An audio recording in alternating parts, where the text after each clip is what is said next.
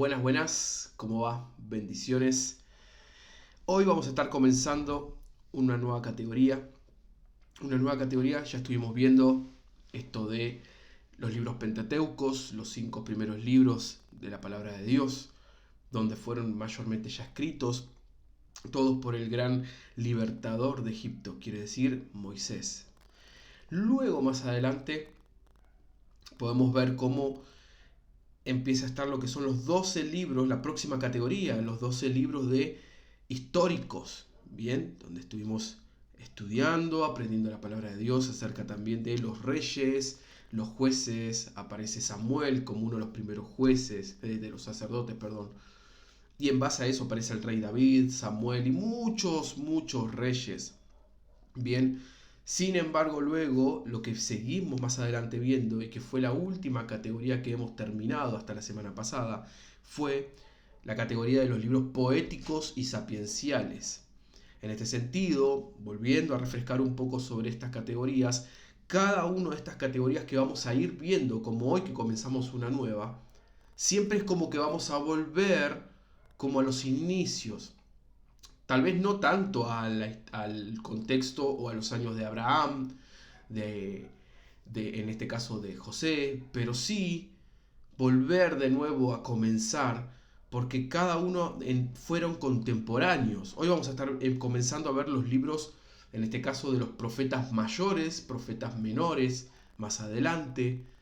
Pero esto, cuando empecemos a estudiar incluso la palabra de Dios y si empezamos a prestar atención, nos vamos a dar cuenta que volvemos a comenzar con otros nuevos autores, nuevos siervos de Dios, nuevos profetas, y que la historia nos va a sonar muy conocida. ¿Bien? ¿Por qué? Porque volvemos a estar entrando y hilando un poquito más en el tema hacia dónde nos está llevando y que todo esto va a tener que ver ahora justamente, ni más ni menos, categoría como comenzamos hoy, profetas mayores. Y esta categoría nos va a llevar justamente a entrar de nuevo a ese exilio que se aproxima, ese cautiverio que se aproxima con los asirios y luego más tarde con los babilónicos. Y recordamos muy bien sobre esto, porque en Primera y Segunda de Crónicas, Primera y Segunda de Reyes, en Nehemías, en Esdras, estuvimos viendo acerca de estos cautiverios a causa de la desobediencia del pueblo de Israel. Es por eso, ni más ni menos, que vamos a darle comienzo a esta introducción de los profetas mayores para, si nos da el tiempo, meternos ya con el libro de Isaías, el primer libro de los profetas mayores, y comenzar a darle ruta a esta nueva categoría. Bien, comencemos. La categoría esta de los profetas mayores, como los menores, son ya los últimos 17 libros del Antiguo Testamento. Bien, son los últimos 17 libros, pero es recién una cuarta parte de la Biblia. No significa que acá es todo ya, no.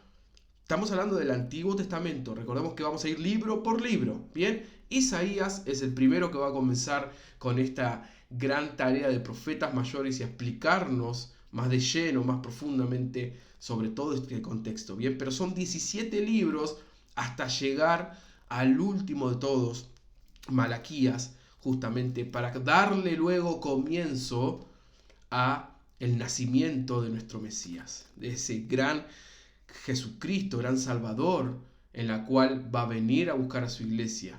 Amén. Entonces, vamos a comenzar. Los últimos 17 libros del Antiguo Testamento van a estar tratando sobre las profecías dadas a los profetas de Dios. Bien, esto es importante. Volver a refrescar sobre estas cosas. Por más que suene repetitivo, es bueno que sepamos entender esto. Profeta significa mensajero de Dios. Bien, estos profetas van a venir a traer el mensaje de Dios. Como unidad, estos libros constituyen solo una cuarta parte de la Biblia, lo hablábamos recién, y fueron escritos, estos profetas, tanto los mayores y los menores, alrededor de 450 años. Bien, 450 años. Recordemos que más o menos hasta el 586 años antes de Cristo era donde está terminando ya el cautiverio de Babilonia, donde Asiria les da una mano y salen porque vencen a los babilónicos y quedan libre el pueblo de Dios. Bien, 586 a.C. aprox. Y esto va a estar comenzando en los 740 aproximadamente antes de Cristo. Bien, seguimos. Los profetas del Antiguo Testamento eran portavoces, como decíamos recién, elegidos por Dios, que iban a comunicar el mensaje de Dios de forma oral, visual y escrita. Bien, de estas tres maneras van a estar haciendo unificación y van a estar llevando el mensaje de Dios. Dato no menor, acá es un dato muy importante tener en cuenta, pero acá quiere decir que entonces los profetas mayores son mejores que los profetas menores. Que entonces los profetas mayores, por eso le llaman mayores y a los otros menores. No, no tiene nada que ver con eso. Son la misma autoridad que tiene hasta un profeta como Amós, Nahum, Habacuc, como Daniel, Ezequiel, Jeremías, Isaías. Solamente que en este caso, por un tema de historia se podría hablar, en el momento que van compilando los escritos, la palabra de Dios, en este sentido, ellos van armando incluso cada libro y se fueron dando cuenta de que, se van a ir dando cuenta de que estos 4 libros, estos 4 profetas mayores, que en realidad, recuerden que según también otras categorías hebreas, Lamentaciones, que es el libro también escrito por el autor Jeremías, va a pertenecer dentro de esta categoría llamada profetas mayores. Nosotros ya vimos sobre Lamentaciones y lo hemos metido en el libro de Poéticos y Sapienciales. Pero vuelve a lo mismo. Estos 4 profetas, Isaías, Jeremías, Ezequiel, Daniel, son los que van a tener más páginas en sus libros. Bien, entonces por eso como que prefirieron por una forma ordenada poner todos los que son de muchas páginas directamente que sean los mayores, como que hubo mucha profecía de parte de Dios también acerca de ellos, que si bien van a haber profecías en estos profetas menores, pero va a ser algo más específico. Bien, así que en este sentido es importante entender eso como dato menor, como dato no menor, perdón, de que no significa que profetas mayores sean mejores que los profetas menores. Resumen de cada libro. Vamos a ver un resumen, se podría decir como una forma más generalizada de estos libros que vamos a ir viendo semana tras semana. Por ejemplo, Isaías, este gran famoso profeta, es usado por Dios, como cada uno, pero él va a dar un mensaje de condenación y consolación mesiánica. ¿Bien? Importante entender en ese punto. Entonces el profeta Isaías va a estar dando un mensaje de condenación al pueblo, pero también un mensaje de consolación mesiánica. Isaías es ese profeta que nos va a estar hablando y profundizando y entrando en sí en la historia de Jesucristo. Dato no menor, ojo ahí, vamos, eso es anotarlo. Jeremías, próximo profeta que estudiaremos también. Él va a estar dejando un mensaje de juicio contra la decadencia moral y espiritual de Judá. Bien, entonces el profeta Jeremías va a estar trayendo un mensaje de juicio contra la decadencia moral y espiritual de Judá. Seguimos con el libro de Ezequiel, el próximo profeta. Él va a traer una profecía de juicio durante la cautividad babilónica. Ya estos profetas ingresan en la cautividad babilónica. Ezequiel, Daniel. Bien, y ellos están ahora dentro de ese cautiverio y van a estar como profetas también poniéndose firmes, pero llevando el mensaje de Dios, inclusive en esos lugares. Entonces Ezequiel va a estar profetizando el juicio durante la cautividad babilónica. Y el libro de Daniel, el profeta Daniel, el último de los 4 profetas mayores, su tarea va a ser de profetizar sobre el fin del tiempo, el fin de los tiempos. Luego vamos a entrar en más detalles, ¿no? Esto es forma generalizada, si ustedes lo quieren ir anotando para que les sirva. Recordemos que estamos viendo una introducción antes de ingresar de lleno al libro de Isaías. Y para finalizar, como volvemos a decir, según estudiosos Estos contextos, por ejemplo, aproximadamente van a ser, como decíamos al principio, ¿no? Desde los 740, 750 a.C. hasta más o menos los 500 a.C., ¿bien? Que será donde escribieron, porque este punto que estamos hablando acá de los tiempos es el momento en que los profetas mayores van a estar escribiendo sobre estas profecías. 740 a.C. o 750 a.C. hasta el año 500 a.C. Bien, hasta aquí hemos llegado con lo que es la introducción. Ahora vamos a comenzar con lo que es el libro de Isaías. En este caso, este video va a estar hablando tanto la introducción de la categoría, como así también ahora el primer libro de esta categoría. Bien, luego los próximos videos van a ser solamente enfatizando el libro y el profeta o el autor que vamos a estar hablando en sí. Vamos a empezar con el libro de Isaías. Como título podemos ir poniendo ya en nuestros cuadernos autor, fecha y marco histórico. Bien, autor, fecha y marco histórico. El nombre de Isaías significa el Señor salva. Bien, ese es el significado del nombre Isaías, el Señor salva. Este profeta era contemporáneo, lo que estábamos hablando al principio. Este profeta va a ser contemporáneo del profeta Amós, del profeta Oseas y del profeta Miqueas. Ojo acá, Amós con S. ¿Por qué aclaro Amós con S? Porque Isaías es hijo de otro hombre llamado obviamente Amós, pero con Z.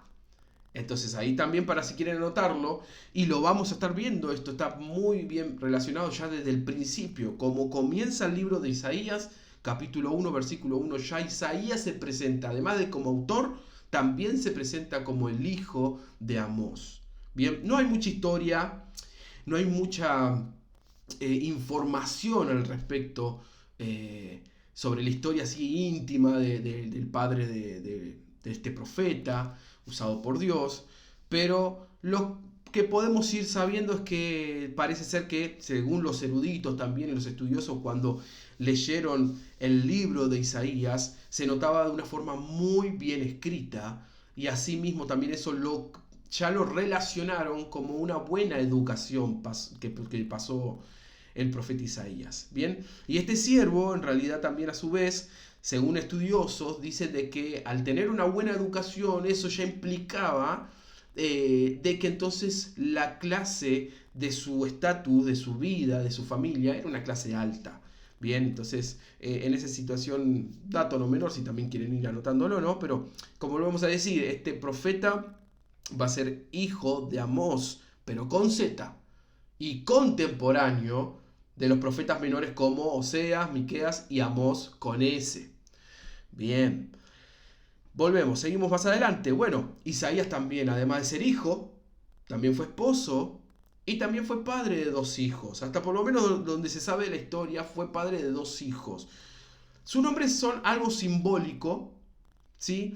En la cual uno de sus hijos se llama Sear Yasub y se deletrea S-E-A-R, S-E-A-R, separado, Y-A-S-U-B larga. Y-A-S-U-B, Yasub. Por ejemplo, tenemos la historia un poco que comenta de su hijo y que lo acompaña en uno de los ministerios, en el capítulo 7, versículo 3. Tenemos donde habla de Sear Yasub. Y el otro hijo se llama Maher Salah Hassab, que se traduce Maher con H, M-A-H-E-R, Maher, separado Salal, S-A-L-A-L, Salal, y separado Hasbaz, que es J-A-S-B larga A-Z, Hasbaz. Y también se habla de este hijo de Isaías en el capítulo 8, versículo 3. Bien, pero como volvemos a lo mismo y lo que estamos mencionando. Acá estamos viendo como la historia en sí de este profeta. Algunos que otros tenemos algo de historia, como en este caso. Pero hay otras veces donde no vamos a tener mucha historia de estos siervos de Dios. Entonces, es importante que No le vamos a dar mucho hincapié en esto, no van a hacer preguntas de examen tampoco sobre esto, o tal vez sí, le puedo preguntar los nombres, a ver si se acuerdan nada más. Pero no van a entrar mucho en protagonismo los hijos de Isaías. Seguimos. Según los eruditos, por su manera de educación, volvemos a decir lo mismo, probablemente fueron de una familia clase alta, ya lo hablamos esto. Esto es importantísimo, porque estamos dentro de lo que es en sí los puntos de autor. Bueno, muchas veces hemos visto esto de que a veces algunos que otros eruditos, estudiosos, niegan si fue o no el autor, ¿no? Del libro. Bueno, en este caso, si Isaías, tenemos varios puntos donde se lo marca como que Isaías es el autor, el mismo de su libro. Como por ejemplo el capítulo 1, versículo 1, ya lo dijimos hace un ratito. Capítulo 2, versículo 1, es otro de los capítulos donde nos presenta de que él es el que escribe. Y sino también el capítulo 13, versículo 1. Bien, su nombre está relacionado, siempre. Fue llamado a su ministerio, esto para ir anotando, fue llamado a su ministerio en el año en que murió el rey Uzías. Uzías con Z, Uzías. Bien, capítulo 6, versículo 1. Y esto que fue más o menos a mediados del año 740 a.C. Recuerda que estábamos hablando hace un rato de la introducción de los profetas mayores. Y en este caso decíamos de que los profetas mayores empezaron escribiendo en los 740, 750 hasta los 500 a.C. Ok, Isaías es el primero que empieza escribiendo. Y acá estamos viéndolo. 740 a.C.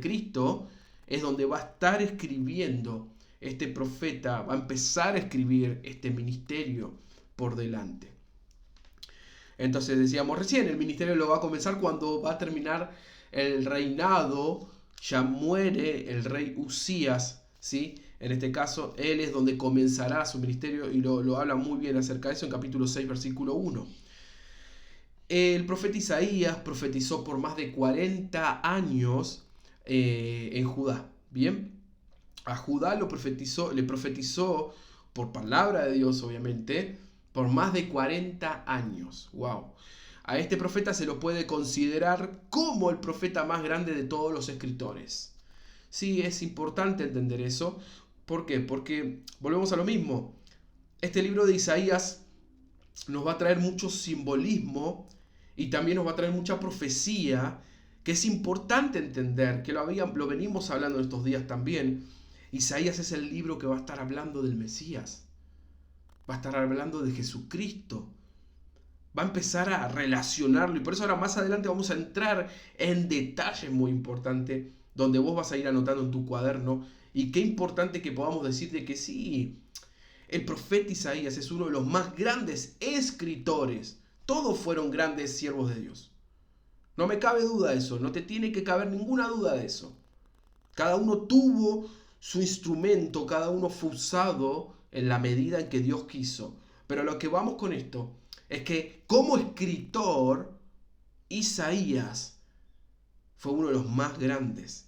Todo el libro de Isaías es tan fuerte, tan hermoso, que por eso te invito a que vos también lo sigas leyendo, igual, más allá de que yo te esté dando todo un panorama general de este libro. Palabra clave. Vamos al siguiente punto. Estuvimos en autor, fecha y marco histórico. Vamos ahora con palabra clave. Uy, se me trabó la lengua. La salvación es de Jehová. Esa va a ser la palabra clave de este libro. La salvación es de Jehová. El tema básico de este libro, como volvemos a decirlo, va a ser que se encuentra en el nombre de Isaías. La salvación es de Jehová. Él va a estar hablando sobre esto. Y por eso es lo importante. El Mesías. Bien. La humanidad tiene la gran necesidad de salvación, que lo podemos ver en los 66 capítulos que contiene este libro. El pueblo de Dios va a buscar y quiere buscar esa salvación, ¿no? La humanidad demanda por eso, y solo la gran providencia, la gran provisión de Dios bastará para esto. Así que la palabra clave que elegí en este caso va a ser: la salvación es de Jehová. Versículos claves ahora. Versículos claves tenemos el capítulo 9, versículos 6 y 7. Lo voy a leer. Capítulo 9, versículos 6 y 7. Ese es uno de los versículos claves. Y el otro versículo clave es capítulo 53, versículo 6. Bien, voy a leerte los dos. Capítulo 9, versículos 6 y 7 dice: porque nos ha nacido un niño y nos ha concedido un hijo, y la soberanía reposará sobre sus hombros, y se le darán estos nombres. Escucha bien los nombres que se le va a dar: Consejero admirable, Dios fuerte, Padre eterno, Príncipe de paz. Y se extenderán su soberanía y su paz, y no tendrán fin. Gobernará sobre el trono de David y sobre su reino, para establecerlo y sostenerlo con justicia y rectitud desde ahora y para siempre. Esto lo llevará a cabo el celo del Señor Todopoderoso. Obviamente estamos hablando del Señor Jesucristo.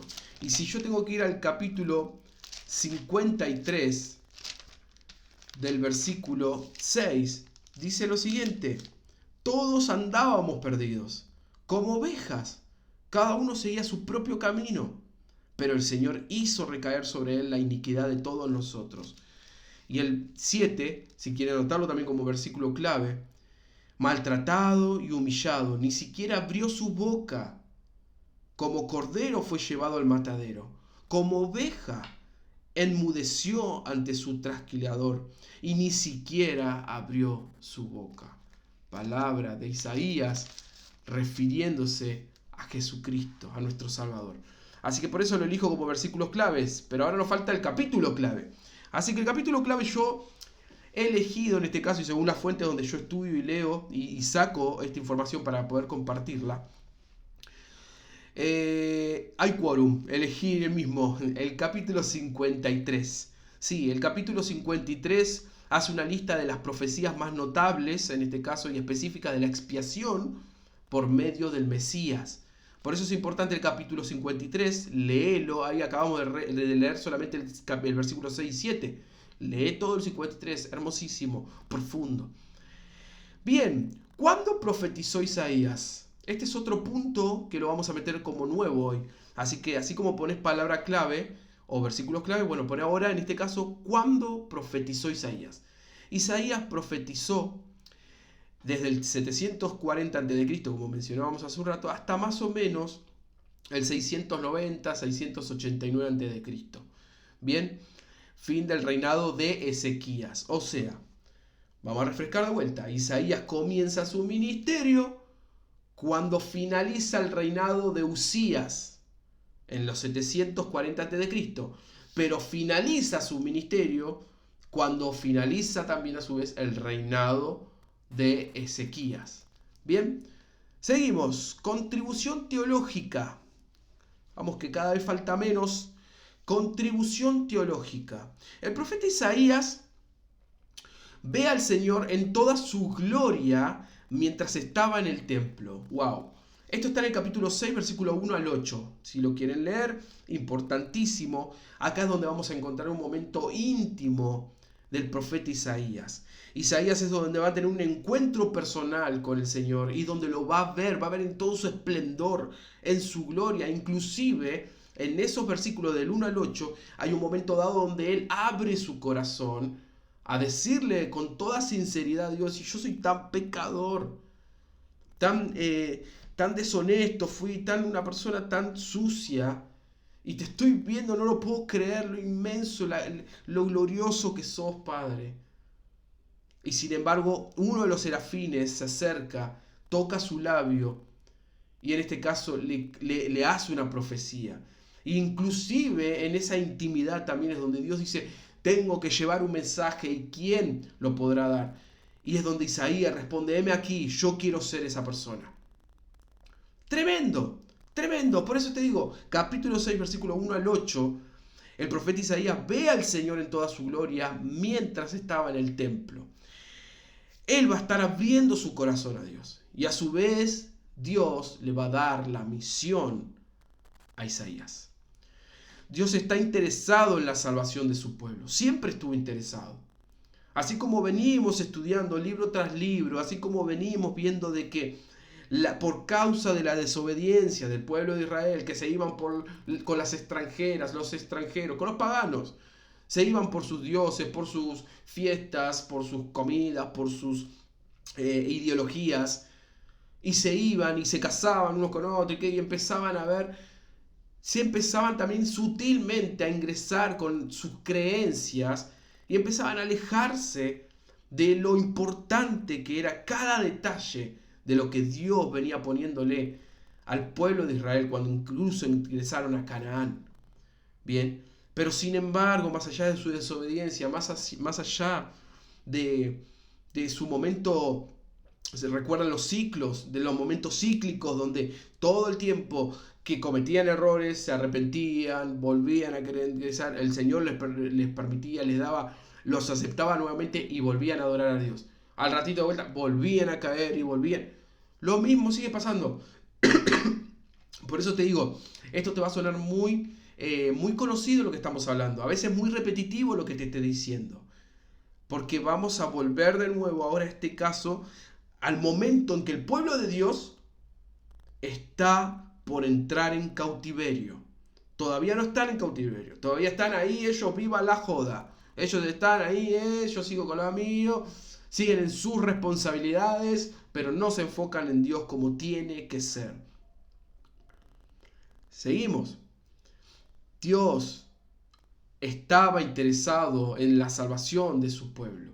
Es el único que puede salvar inclusive a su pueblo de la desobediencia.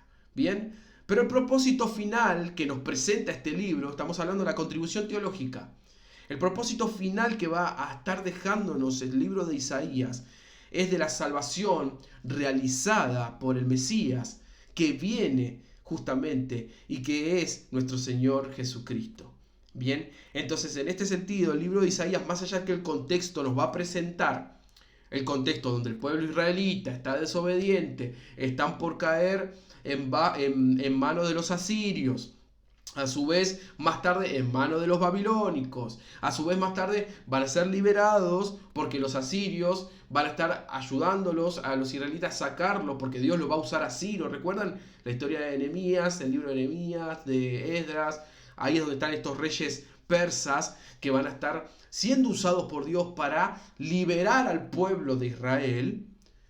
Y sin embargo, en ese momento ese es el contexto histórico que estamos viendo en Isaías. Pero el contexto espiritual, Isaías está hablando del Mesías. Entonces, en otras palabras, está diciendo, sí, el propósito final de acá, la salvación final, ya no iba a ser de decir, bueno, Dios de nuevo rescatándolo, Dios de nuevo rescatándolo, Dios. No, sino que iba a venir una suprema salvación que va a ser la de Cristo Jesús por cada uno de sus hijos, siempre y cuando haya arrepentimiento de sus pecados. Bien, entonces el propósito final que nos presenta este libro es de la salvación realizada por el Mesías que viene, nuestro Señor Jesucristo. De hecho, cuando Jesús comienza su ministerio en su aldea, en Nazaret, por ejemplo, él cita a Isaías. En el libro de Lucas, capítulo 4, versículos 18 y 19, dice lo mismo que en Isaías, capítulo 61. Vamos a leerlo en Isaías, capítulo 61, versículo 1 y 2.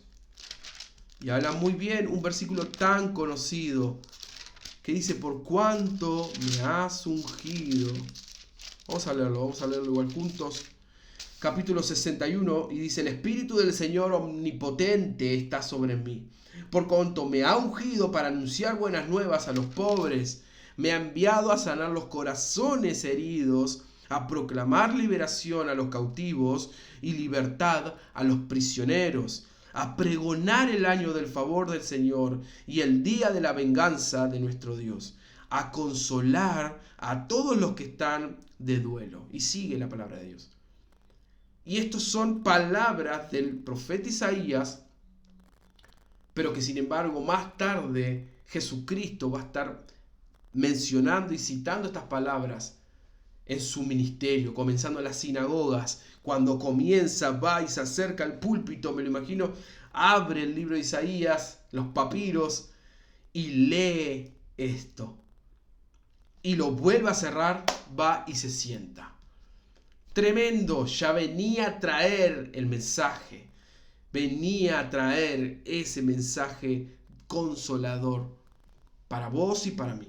Bien, entonces, ella comienza hablando de esto, para mostrar que esta profecía que iba a ser cumplida. Bien, miren los años que fueron pasando. Si estamos diciendo que Isaías hasta los 689 a.C. estuvo, después vinieron los 400 años de intertestamentarios, de silencio, y luego de eso aparece Cristo.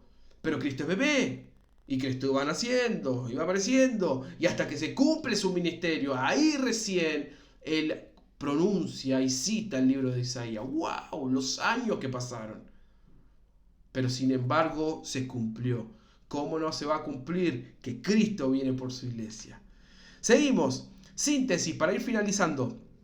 La síntesis de Isaías. A seguir anotando acá. Acá vamos a hablar desde el capítulo 1 al capítulo 35 sobre las profecías de condenación. ¿Bien?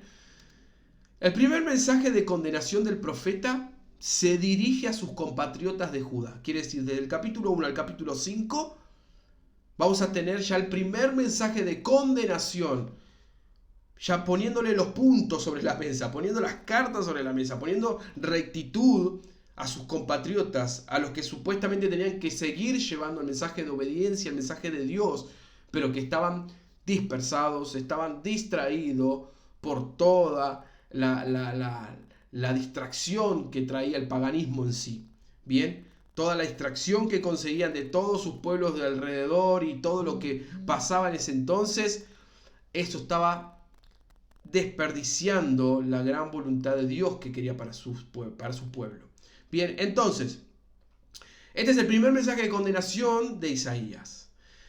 Ya que Judá se encuentra afectado, ¿qué? Por enfermedades morales, justamente lo sigue diciendo acá, por enfermedades morales y espirituales, porque se olvidaron de Dios. Se olvidaron de Dios directamente, inclinándose ¿qué? Al ritualismo y al egoísmo. Bien. Pero Dios en su misericordia los invita a volverse a Él. Bien.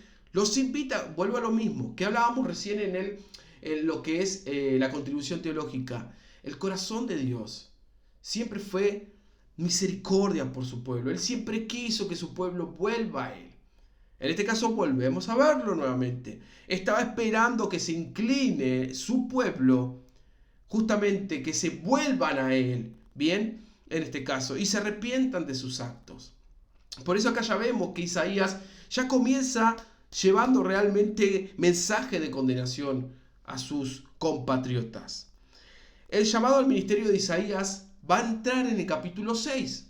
Lo hemos leído cuando dijimos capítulo clave, cuando dijimos versículo clave también hemos mencionado algo. Entonces capítulo 6 es donde comienza el ministerio de Isaías. Anoten ahí, el ministerio de Isaías comienza en el capítulo 6. Bien, este es el llamado que comienza a ser usado por Dios y con una misión específica. Va seguido por el libro que va a tratar justamente de las profecías del Mesías también, ¿no? En este caso desde el capítulo 7 al capítulo 12 están las profecías en este caso del Mesías. El profeta pasa de un juicio local a uno regional, bien, proclamando una serie de puntos contra las naciones circundantes. Acá tenemos capítulo 13 al capítulo 23. Ahora ya empieza su misión. Ya no es solamente local el mensaje, sino que es regional. Empieza a ser hacia todas las ciudades vecinas también. Y que entiendan que por causa de la desobediencia se está acercando un momento específico que no va a ser nada bueno. Van a ser cautivados por los asirios. El pequeño Apocalipsis de Isaías, por ejemplo, capítulo 24 al 27, tenemos el pequeño Apocalipsis de Isaías donde describe una tribulación justamente universal seguida por las bendiciones del reino. ¿Por qué decimos seguida por las bendiciones del reino? Porque en este caso, la tribulación ¿cuál va a ser? De que van a ser cautivados por así los persas y que van a ser cautivados después por los babilónicos. Pero que más allá de todo eso, lo último va a ser la bendición que va a venir sobre el pueblo. Porque quiere decir que va a haber libertad, pero que van a tener que pasar primero y principal por esta gran tribulación. Volvemos a lo mismo, todo a causa de la desobediencia que una y otra vez cometían, una y otra vez seguían en lo mismo. Entonces describe una tribulación universal, pero luego vendrán las bendiciones del reino. Y cuando hablamos de las bendiciones del reino, que sea mayúscula reino, porque estamos hablando del reino por Jesucristo. Recordemos que Isaías trae ese mensaje final. Ya vamos entrando en la síntesis, y en este tema de la síntesis, cuando lleguemos al final, en esos capítulos, empieza a ser todo mesiánico. Todo empieza a hablar del Mesías. Entonces, el fin de todo esto, más allá de que estábamos ahí en Jerusalén, en Judá, Babilonia, todo lo que estaban ahí, no deja de tener un fin, que es el que vos y yo estamos esperando hoy en día. Jesucristo venga por su iglesia. Bien, nos quedamos en el capítulo 24 y 27, el pequeño apocalipsis de Isaías, le podemos poner como título. Ahora capítulo 28, el capítulo 33. Acá va a estar pronunciando una serie de lamentos sobre Israel y Judá por pecados que específicos, ¿bien? Por unos pecados específicos va a estar pronunciando una serie de lamentos sobre Israel y Judá. La condenación profética de Isaías termina con un cuadro general de la devastación universal, justamente, esta tribulación, que precederá, vuelve a aclararlo, que precederá, que va a pasar por alto esta tribulación, la bendición universal de Dios en Cristo Jesús. O sea que ahí ya estamos en capítulo 34 y 35. Vuelvo a refrescar de nuevo. Capítulo 28 al 33 va a dar una serie de pronunciamientos, de pronunciaciones, de profecías, mejor dicho. Una serie de profecías por una serie de lamentos y pecados específicos que Israel y Judá venían cometiendo. Pero en el capítulo 34 y 35 es donde va a estar precediendo la bendición luego de esto que va a pasar. Bien, vamos ahora, capítulo 36 al 39. 3 capítulos. 36 al 39 está el paréntesis histórico. Así es como le podemos poner en este caso. Paréntesis histórico, claramente porque va a haber un paréntesis que va a haber mucha historia que se va a hablar, como poniendo el contexto nuevamente de esto. Bien, acá se va a estar examinando la invasión de Judá por los asirios, los persas, hacia el año 700 antes de Cristo. Bien, va a estar examinándose la invasión de Judá por los asirios. Y además va a estar anunciando la próxima invasión de Judá por los babilónicos. Bien, Judá escapa de la invasión de Asiria, pero no va a escapar de las manos de los babilónicos. Eso es a tenerlo en cuenta entonces. Los dos cautiverios, las dos luchas, las dos tribulaciones que va a tener el pueblo de Dios, acá es donde se empieza a enfatizar. Por eso ya acá hay mucha más historia y mucho más contexto donde podemos empezar a entender un poquito más de lo que va a seguir pasando. Con Babilonia, el pueblo de Dios sí que no puede escapar. Dios responde, acá aparece alguien nuevo, y que lo hemos mencionado al principio. Ezequías, el rey Ezequías. Ezequías era una persona, era un rey además, ¿no? Que adoraba a Dios, creía en Dios, pero en esos momentos él no estaba tan ferviente en escuchar la voz de Dios. Pero sin embargo, él suplicó en oraciones, justamente, le pidió a Dios, y Dios respondió a este rey, por lo que salva a Judá de la destrucción asírica. Bien, los salva, dirigida justamente por el rey Senaquerib. Bien, en ese momento el rey persa era Senaquerib. Bien, y Senaquerib estaba por destruir Judá, pero sin embargo Dios defendió una vez más. Que no pudo hacerlo con el rey Nabucodonosor, no lo pudo hacer con los babilónicos, pero con los persas ahí en ese momento tuvo tolerancia. Si bien Ezequías se vuelve a Dios en su enfermedad, él estaba padeciendo una enfermedad y se vuelve a Dios, no deja de cometer una pequeña parte que fue también lo que llevó a que por eso mismo los babilónicos luego se llevan a Israel. El rey Ezequías, así como le oró a Dios y Dios le respondió y lo salvó, a su vez después más adelante, y se le extiende incluso, acá leyendo, se le extiende por más de que le salva de su enfermedad al rey Ezequías, le extiende 15 años más. En un momento dado, comete el grave error de mostrarle a los babilonios todos los tesoros que un día se van a estar llevando los babilónicos. Bien, entonces, junto a sus descendientes, o sea, todo el pueblo de Dios. No sé qué tuvo que pasar ahí realmente para que Ezequías quiera mostrarle a los mensajeros de Babilonia que estaban ahí todos sus tesoros y mostrando como engrandeciéndose, pero lamentablemente eso llevó a que había tantos tesoros, había tanto por poder, por el poder de la codicia misma de Babilonia, que dijo, este es mi momento. Y hicieron todo su examen de guerra y directamente vinieron y atacaron al pueblo de Dios para llevarse los cautivados. Seguimos un poquito más, ya finalizamos. Capítulo 40 al 66. Son 66 capítulos lo del libro de Isaías, así que ya estamos terminando. Del 40 al 66, estos 16 capítulos. Importante, 26 capítulos, perdón. Babilonia se los va a llevar, como decíamos recién. Perdón, me olvidé decirles el título. El título de 40 al 66 es Profecías de Consuelo. Así se va a llamar, Profecías de Consuelo. Bien, el primero era Profecías de Condenación, el segundo era Paréntesis histórico, y el tercer punto, este es Profecías de Consuelo, que va a ser desde el 40 al 66, y lo vamos a desmenuzar ahora. Babilonia se los va a llevar, pero finalmente serán juzgados y destruidos justamente por Dios, ¿no? Que va a liberar a su pueblo. Esto está en el 40 al 48. En la historia de Isaías tenemos del 40 al 48, donde se ve una Babilonia que va a ser juzgada y destruida por Dios. Bien, Isaías traerá un mensaje de consuelo y esperanza en Dios. Bien, volvemos a lo mismo. Isaías no dejaba de profetizar y ya estamos en la etapa de ¿qué? De consuelo, entonces la etapa de consolación.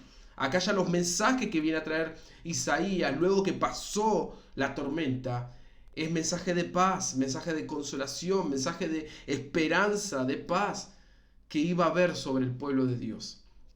En los capítulos 49 al 57 se concentran en el Mesías. En el Mesías venidero que va a ser el Salvador y el siervo sufriente.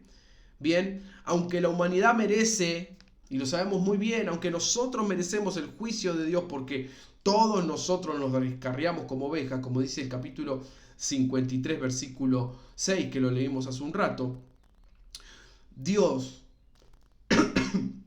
de todos modos, nuestro Padre, envió a su Hijo Jesucristo. Lo envió justamente como siervo. Envió a su siervo para quitar nuestros pecados.